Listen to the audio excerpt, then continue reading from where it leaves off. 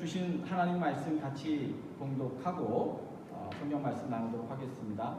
오늘 주신 말씀은 느헤미야 4장 7절로 14절까지의 말씀입니다.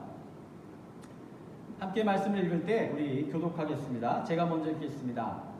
산발락과 도비야와 아라비아 사람들과 암몬 사람들과 아스돗 사람들이 예루살렘 성이 중수되어 그 허물어진 틈이 메꾸어 간다 함을 듣고 심히 분노하여 다 함께 대하기를 예루살렘으로 가서 치고 그곳을 요란하게 하자 하기로 우리가 우리 하나님께 기도하며 그들로 말미암아 파수꾼을 두어 주야로 방비하는데 유다 사람들은 이르기를 우리가 아직도 많거늘 집을 나르는 자의 힘이 다 빠졌으니 우리가 성을 건축까지 한달이라 하고 우리의 원수들은 이르기를 그들이 알지 못하고 보지 못하는 사이에 우리가 그들 가운데 달려 들어가서 사르카의 역사를 그치게 하리라 하고 그 원수의 근처에 거주하는 유다 사람들도 그 각처에서 와서 10번이나 우리에게 말하기를 너희가 우리에게 와라 하리라 하기로 내가 성벽기에 낮고 넓은 곳에 백성이 그들의 종족을 따라 칼과 창과 활을 가지고 서 있게 하고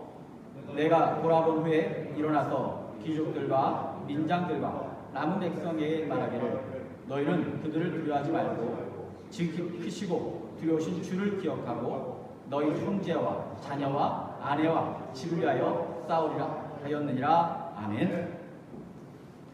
우리 함께 축복하겠습니다. 우리 함께 손을 들고 축복합니다. 하나님께서 당신을 위하여 축복의 새 역사를 시작하셨습니다.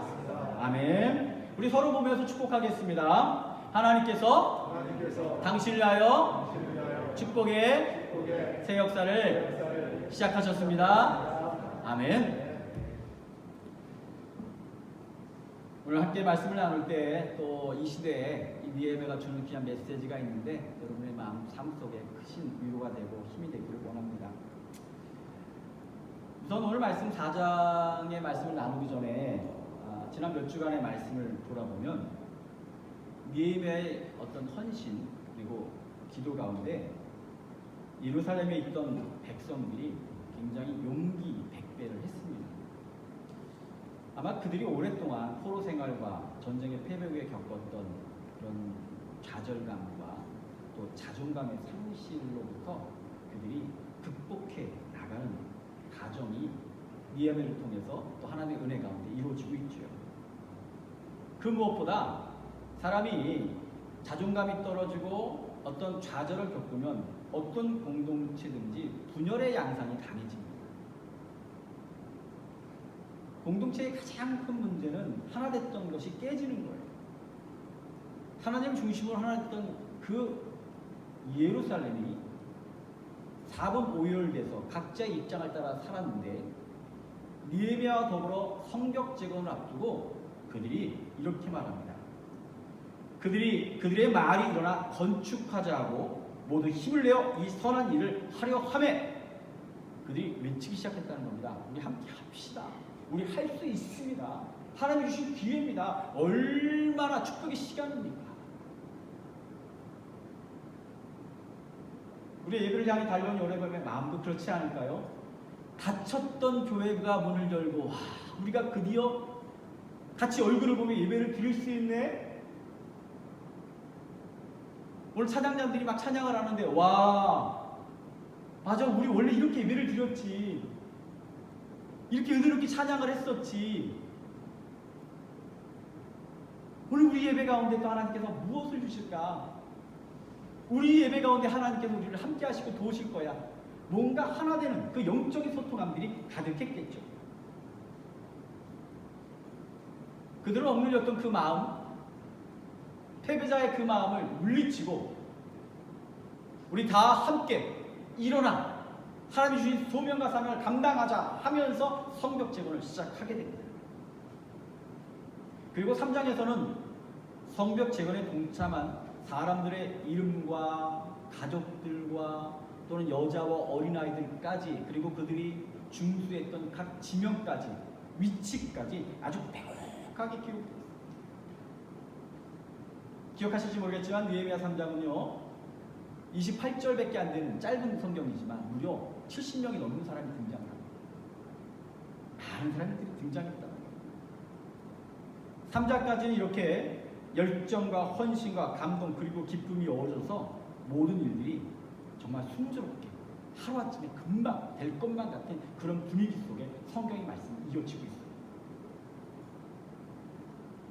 그러나 잠언의 말씀을 보면 사람이 마음으로 자기의 길을 계획할지라도 그 걸음을 인도하는 자는 여호와시니라 그런 말씀처럼 사람의 생각에는 야 이번 달 안에 끝나겠다, 이번 주 안에 끝나겠다, 우리 금방 끝낼 수 있어라고 하는 생각이 그대의 마음속에 들어올 때 하나님의 생각은 좀 달랐던 거예요.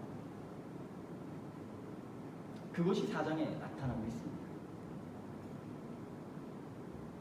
다시 말하면 위기가 왔다는 거예요.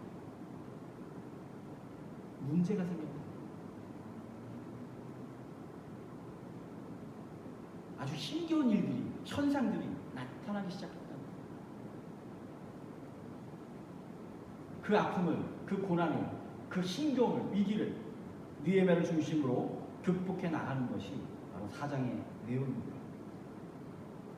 본문은 이 팬데믹이라고 하는 예측할 수 없는 시절을 살아가는 우리들에게 이 위기를, 우리가 겪는 아픔을, 힘겨움을 어떻게 극복할 수 있는지에 대한 지혜가 담겨져 있는 그런 말씀입니다. 오늘 말씀을 좀 살펴보면서 아마 말씀을 준비하다 보니까 너무 좋은 메시지가 있어서 이번 주와 다음 주에 걸쳐서 두 번째에 걸쳐서 말씀을 증거해야 될 것 같은데 오늘 첫 번째 말씀을 나누려고 해요. 오늘 주시는 첫 번째 말씀의 메시지는 위기는 믿음의 약점이 발견되는 때라고 하는 것을 기억하시기 원합니다. 믿음의 약점이 발견되는 때. 사람은 저마다 각자의 약점이 있습니다. 어떤 사람은요 의외의 약점이 있어요. 먹는 걸 못 참는 사람의 약점이 있어요. 식욕을 못 견디는 사람이 있습니다. 한번 손 들어보시기 바랍니다. 나 먹는 거 잘 못 참아. 생각보다 많아요. 에서의 이야기가 팥죽 한 그릇에 장자권을 팔았던 사람의 이야기가 그 사람의 문제가 아니에요. 어떤 사람은 물질의 문제 앞에 물불을 안 가리는 사람이 있습니다. 물질이 약점입니다. 어떤 사람은요 승부욕이 강한 사람이 있어. 지고는 못 살아.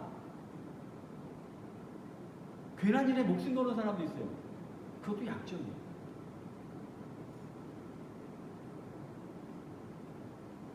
다양한 형태의 윅포인트를 가지고 살아갑니다.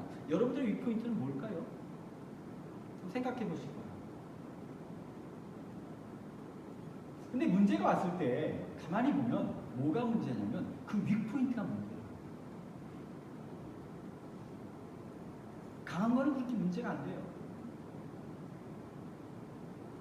문제가 터졌다는 얘기는 그 윅포인트에 뭔가 왔다는 거예요. 그리고 악한 영들은 항상 그 윅포인트를 향해 공격해요.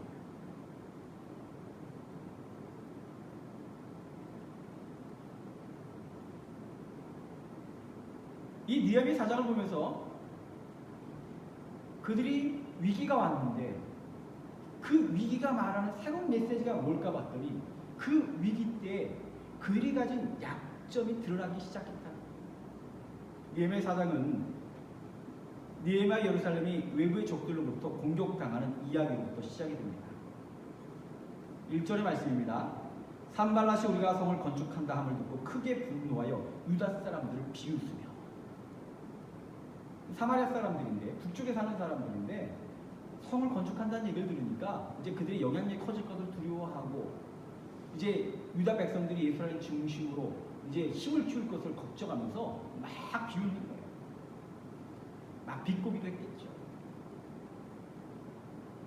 근데 문제가 올 때는요 꼭 그 문제가 찾아올 때 다른 문제도 더불어 찾아요. 한 가지 문제만이 아니라 여러 공격이 동시에 있음을 보여주는데 3절의 말씀 보니까 암몬 사람 도비야. 암몬은 예루살렘 중심으로 남동쪽에 존재하는 그런 지역의 사람들입니다. 암몬 사람 도비아는 곁에 있다가 이르되 그들이 건축하는 돌벽은 여호가 올라가도 곧 무너지리라 하더라. 저는 여호가 이렇게 좀 처음엔 큰 줄 알았는데 다큐멘터리를 보니까 여호가 생각보다 작더라고요. 여호가 올라가도 성벽이 무너져? 도대체 어떻게 진 거야? 형편없는 사람들이라고 막 놀리는 거죠. 그리고 공격을 하는 거예요.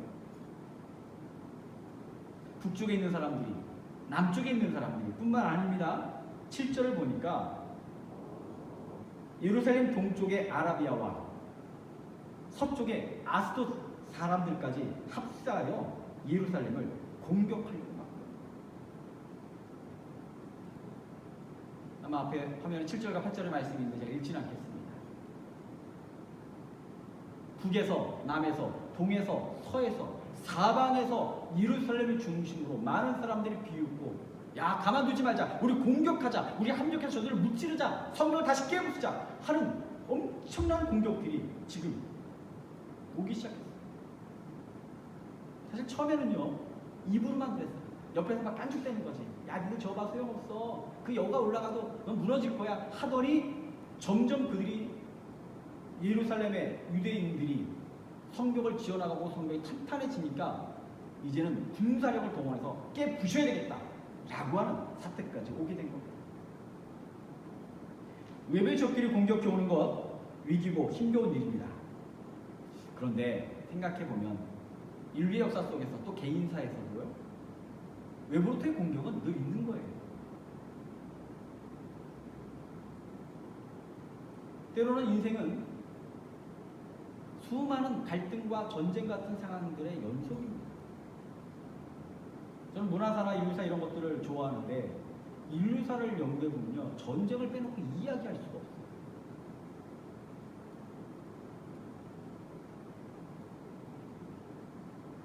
외부로부터의 공격, 외적의 침입 늘 있는 일이죠. 목회도 하다 보면 외부의 공격이 있습니다. 팬데믹 시절에 교회가 겪어야만 했던 수많은 공격들을 여러분도 보셨을 겁니다. 물론 잘못한 게 많아요.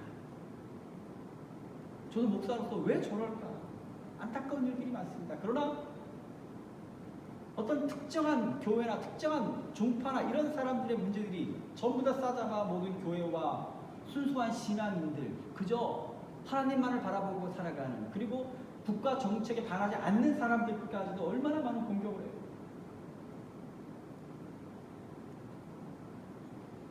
꼭 팬데믹이 아니어도 오늘날 교회를 향한 공격은 너무나도 당연한 것 같은 시대가 됐습니다. 아침에 뉴스를 읽어보니까 한국의 어떤 교단은 12년째 교인 수가 감소한대요. 이유가 뭐냐? 세상에서 교회를 향한 이미지가 좋지 않다는 겁니다. 다른 말로 말하면 공격이 그렇게 치열하다는 겁니다.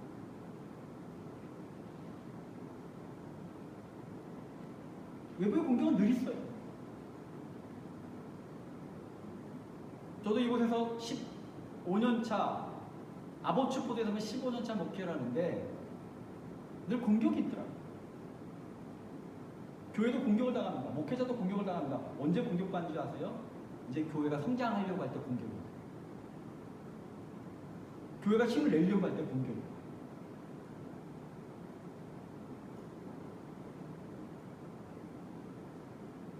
그건 있는 일입니다. 일상사회. 그러나 외부의 공격이 있을 때 진짜 문제는요, 진짜 심각한 것은 내부의 문제 또는 약점이 드러나기 시작한다는 겁니다. 느헤미야의 헌신과 기도 속에서 처음에는 하나 됐고 단단했던 백성들의 마음이 흔들리기 시작합니다. 요즘처럼 성벽을 재건하는데 그 주 재료가 흙과 돌인데 프레임도 없잖아요. 드릴도 없어. 좋은 망치도 없어. 부실한 몇 가지 도구와 사람들의 힘으로 성벽을 쌓는 일이 보통 일은 아니었겠죠. 처음에는 와 하고 덤볐는데 시간이 가다 보니 지치기도 했겠죠.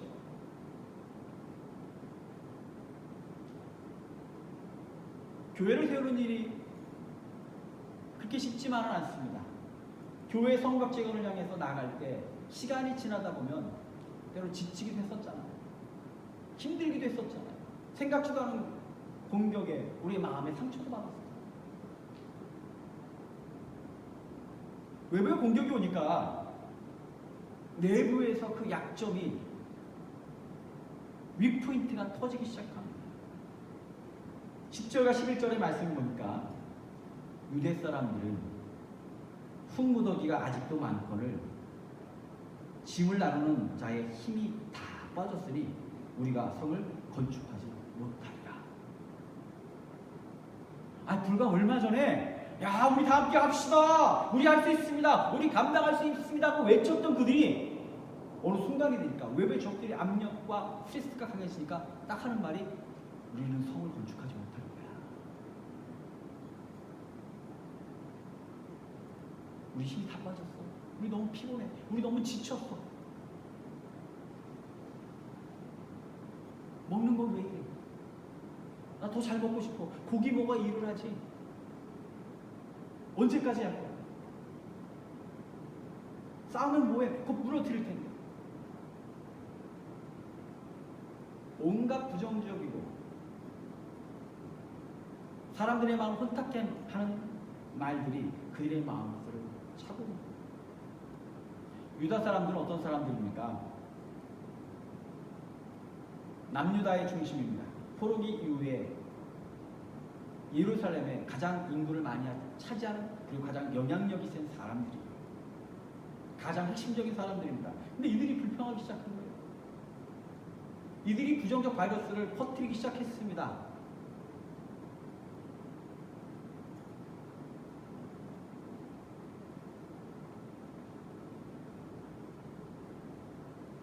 저는 목회를 하면서 가끔 그럴 때가 있어요. 문제가 있지만 문제를 말하지 말아요. 말을 하는 순간 진짜 문제입니다.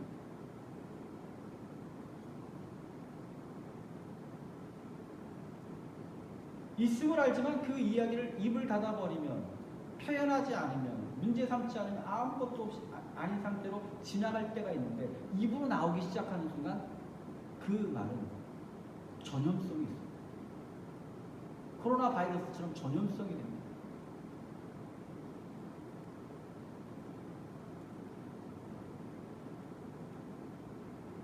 근데 이들의 행동이요 한 번으로 끝나는 게 아니에요.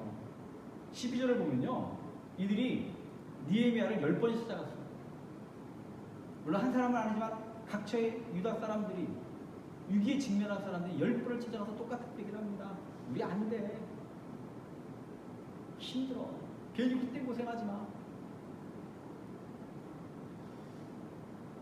저는 목사로서 그리고 신앙 공동체의 리더로서 저는 생각을 해봤어요. 이 얘기를 10번이나 듣는 느헤미야의 마음이 어땠을까? 자신은 바사왕국에서 높은 포지션을 가지고 좋은 집에서 좋은 옷을 입으며 잘 먹고 잘 살 수 있는데도 불구하고 다 내려놓고 예루살렘과 유다 사람들을 위해서 정말로 일생을 걸고 헌신하고 있는데 사람들은 와서 안 돼. 해봐야 소용없어 말할 때 느헤미야가 느꼈을 그 마음의 고통이 얼마나 컸을까 좀 생각해봤어요. 참담했을 것 같아요. 배신감을 느꼈을 것 같아요. 그럼에도 불구하고 10번이나 들어주는 느헤미야가 얼마나 대단하던지 저는 3번만 넘어가면 못 참을 것 같아요.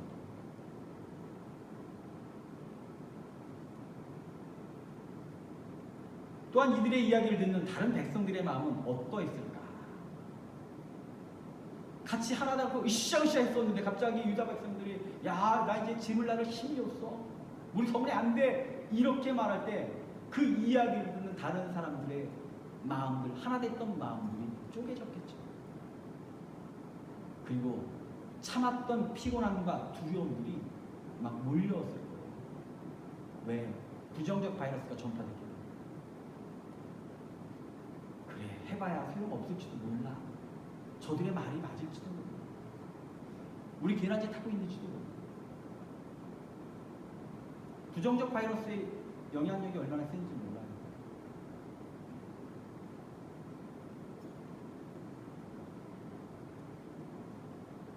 저는 목회자로서 느헤미야의 마음에 감정이입을 하면서 이 순간 그 10번이나 그들의 그 이야기를 들으면서 사람들의 또 쪼개지는 마음들을 눈으로 보면서 이 느헤미야는 어떤 생각을 했을까? 이 속에서 리더로서 하나님의 부름받은 사명자로서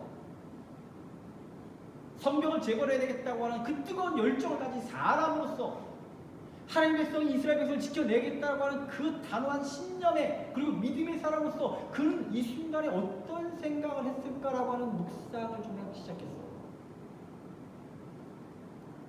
그리고 그에 대한 답변을 14절에 발견했습니다. 14절 말씀을 우리 함께 읽기를 원합니다. 같이 읽겠습니다. 내가 돌아본 후에 안 나왔나요? 14절을 제가 핵심만 적어놨고요. 제가 읽겠습니다. 내가 돌아본 후에 일어나서 귀족들과 민장들과 남은 백성에게 말하기를 너희는 그들을 두려워하지 말고 지극히 크시고 두려우신 주를 기억하고 너희 형제와 자녀와 아내의 집을 위하여 싸우라. 저는 이 말씀을 읽는 가운데요. 같이 읽겠습니다. 지극히 크시고 두려우신 주를 기억하라. 아멘. 느헤미야는 위기가 왔을 때 그 위기 속에서 리더로서 비전을 품은 자로서 하나님의 선택받은 자로서 그 위기 속에서 공동체가 극복해야 될 것이 무엇인지를 발견했습니다. 진짜 문제가 무엇인지 발견했어요. 힘들고 어렵지만 오히려 이때가 우리들이 가진 영적인 약점을 극복할 때라고 느헤미야는 알고 그들을 향해서 선포하기 시작했는데 그들이 가진 핵심적인 문제는 다른 것이 아니라 외부의 적인 문제가 아니라 동서남북으로부터는 사방이 적인 문제가 아니라 그들을 힘들게 하는 노동의 문제가 아니라 잘 먹지 못하는 배고픔의 문제가 아니라 그들의 진짜 문제는 단 한 가지 믿음의 문제였다.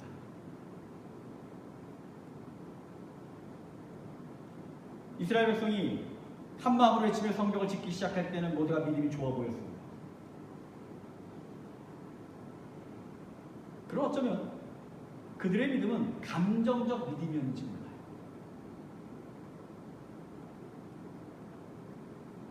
어쩌면 군중 심리가 작용한 믿음이었는지도 모릅니다.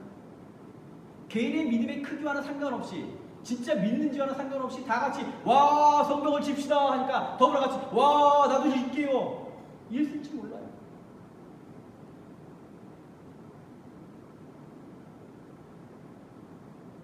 한국교회 약점이요 되게 감정적 믿음들이 강하다. 군중심리적 믿음이 강하다는 거예요. 다 같이 와 할 때는 다 좋아 보여. 다 같이 찬양할 때는 다 믿음이 있어 보여.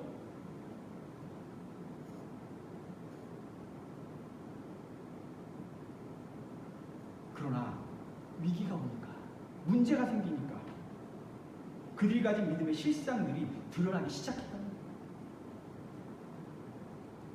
느헤미야는 위기 속에서 우리들이 믿음이 있는 줄 알았는데 진짜 믿음이 없었구나. 그래서 그는 외친 거예요. 지극히 크시고 두려우신 주를 기억하라. 그들의 믿음이 없다 보니까 뭐가 보이기 시작했냐면 하나님이 아니라 적들이 보이기 시작했어요. 사랑하는 성도 여러분, 이 시절에 팬데믹만 보이는 우리의 마음속에 하나님 보이시기 간절히 축원합니다. 하나님이 보여야죠. 문제보다 더 크신 하나님이 보여야죠. 능력의 하나님이 보여야죠. 전능하신 하나님이 보여야죠. 그런데 이스라엘 백성은요 지금 적들만 보여. 동쪽에서도 오네, 서쪽에서도 오네, 남쪽에서도 오네, 북쪽에서도 오네. 느헤미야는 이걸 발견한 거예요. 다 믿음이 있는 줄 알았는데 하나님은 안 보고 적들만 보는 그들의 약점을 향해 말하기를 더 크고 두려우신 하나님을 기억하라. 그 믿음을 회복하라고. 위기는 고난은 힘들고 어려운 순간이지만 동시에 우리의 약점이 발견되는 시기이기도 합니다. 우리의 영적 상태가 드러나는 시기이기도 해요. 동시에 위기의 순간은 하나님께서 무엇을 원하시는지 말씀하는 순간이기도 합니다. 여러분 지금 이 팬데믹 시대를 살아가는데 하나님께서 여러분에게 무엇을 원하실까요? 스스로에게 말씀해보세요. 하나님, 제게 무엇을 원하십니까? 하나님, 제가 이 시대를 하나님의 백성으로 살아갈 때 어떤 모습을 지금 원하고 계십니까? 제가 부족했던 것이 뭔가?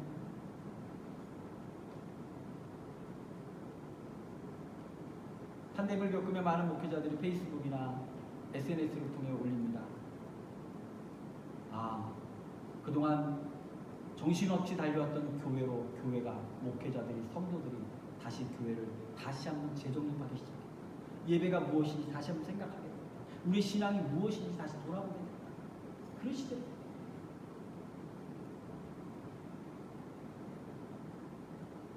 위기의 순간 우리 위포인트가 드러나는 순간임과 동시에 하나님이 내게 원하시는 것을 말씀하시는 순간입니다. 바로 이거야. 믿음의 약함을 하나님은 안타까워 계십니다. 하나님을 아는데 우리 두 눈이 멀쩡한데 하나님을 못 보는 우리의 약한 믿음을 하나님께서 안타까워 계십니다. 그러나 성도 여러분, 니에미야 4장을 통해서 우리의 위포인트가 발견되시고 하나님 주시는 말씀 가운데 하나님 원하시는 것이 무엇인지를 발견하고 정말 우리 위포인트가 회복되고 위기 때가 왔을 때 문제보다 더 크신 하나님을 믿으며 고난이 왔을 때 하나님의 능력을 믿기에 이 시대에 영적으로 강건하기에 부족함 없는 승리자가 되기에 부족함 없는 여러분 되시기를 간절히 원합니다. 성경에 보면 수많은 위기가 있었습니다. 수많은 아픔이 있었습니다. 성도들이 힘겨운 시절을 살았습니다. 그때 하나님께서 또 예수님께서 그들을 향해 주셨던 말씀들을 함께 읽기로 합니다. 주사님 잠깐 나오실까요? 16구절에 성경이 있습니다. 우리 잠깐 1분간만 기도할게요. 하나님, 오늘 말씀을 주실 때 제게 원하시는 것이 깨달아지길 원합니다. 특별히 저의 마음을, 심령을, 영혼을 찌르는 말씀을 허락하여 주소서. 내 영이 살고 회복될 수 있는 마음을 허락하여 주소서. 우리의 마음이 오늘 어떤 말씀이 우리의 심령을 강하게 파고들지는 모르겠습니다. 오늘 말씀을 여러분들 원하시는 대로 자유롭게 읽으시면서 그 말씀 가운데 정말로 살아있는 또 회복된 성령의 삶이 되기를 원하면서 잠깐 기도합시다. 하나님, 그 가운데 말씀을 허락하여 주셔서 살아있는 말씀, 그 영이 사는 말씀을 허락하여 주셔서 오늘 말씀을 낭독할 때 함께 읽을 때 영적으로 부흥하고 회복의 시간이 되게 하옵소서.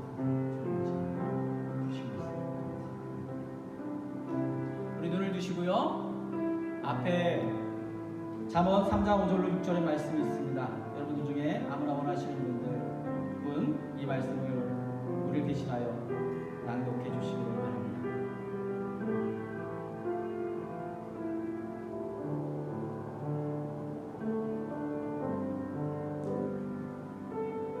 너는 마음을 다하여 여호와를 경외하고 내 명철을 의지하지 마라.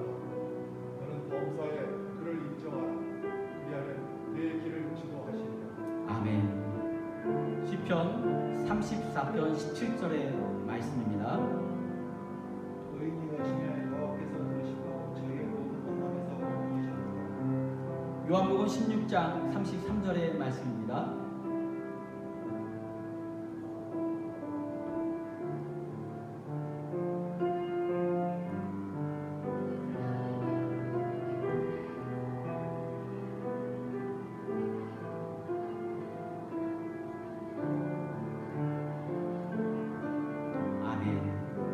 이사야 41장 10절의 말씀입니다.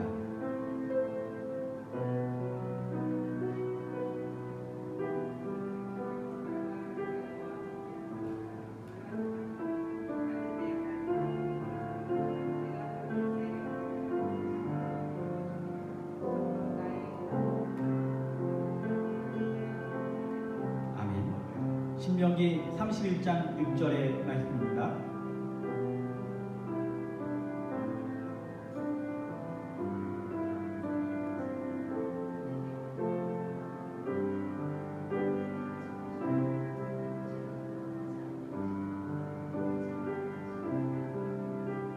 아멘. 여호수아 1장 9절의 말씀입니다.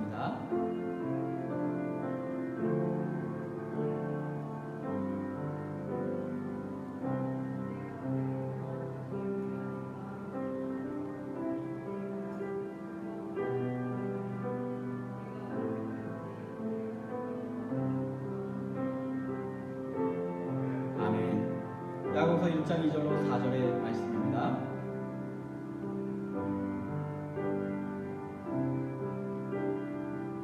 형제들아, 너희가 여러 가지 시험에 만나거든 온전히 기쁘게 여기라.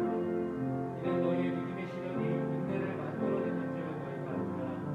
인내는 온전히 이루라. 이는 너희도 온전하고 우리하여 전부 부족함이 없게 하려. 아멘. 고린도전서 10장 13절의 말씀입니다.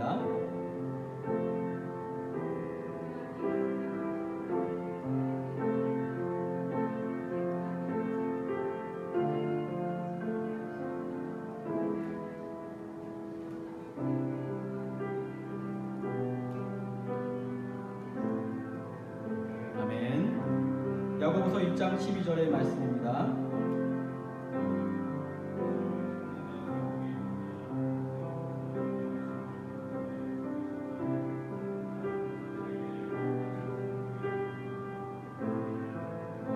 아멘. 마가복음 8장 34절의 말씀입니다.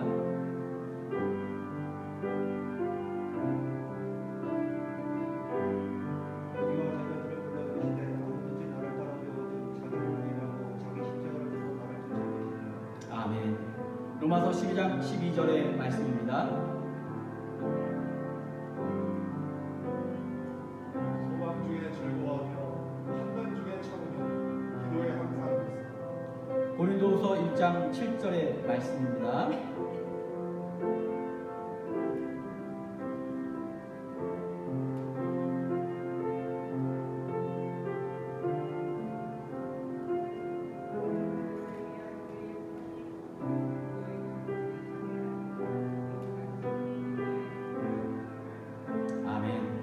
베드로전서 1장 6절로 7절의 말씀입니다.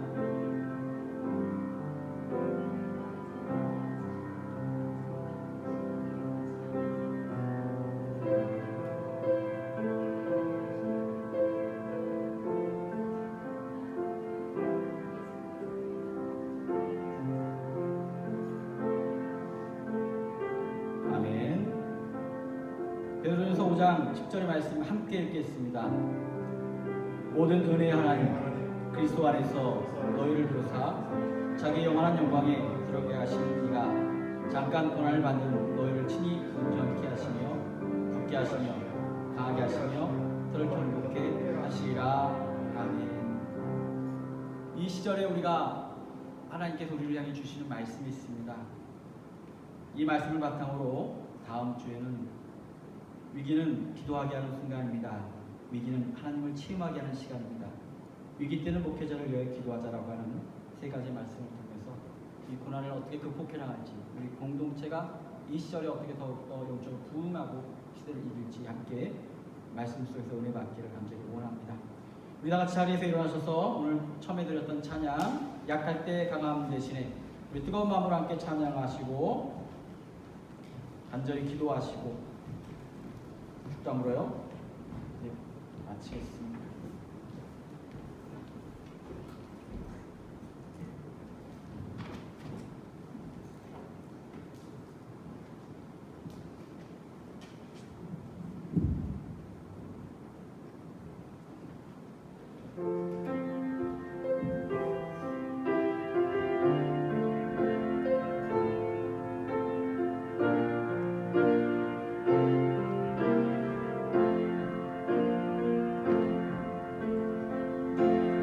약할 때 강함 대신에 나의 보배가 되신 주 나의 모든 것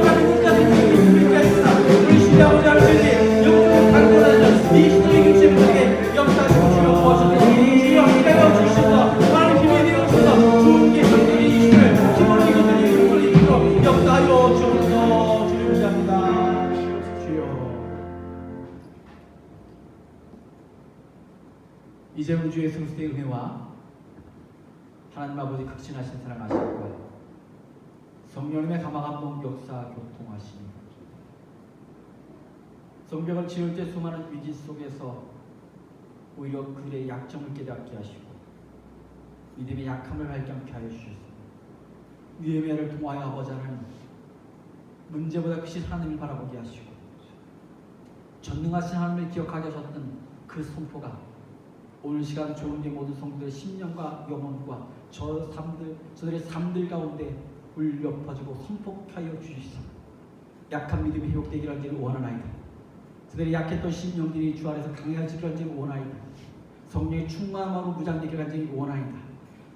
전신갑주를 입고 주님의 백성으로 온전히 서기에 아버지 하나님 이 시대에 문제를 이기고 극복하여 승리자의 삶 되기를 소원하는 좋은 게 모든 성도들의 영혼과 저들의 삶 가운데 지금부터 영원토록 함께하여 주시옵기를 간절히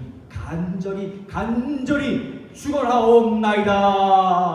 아멘.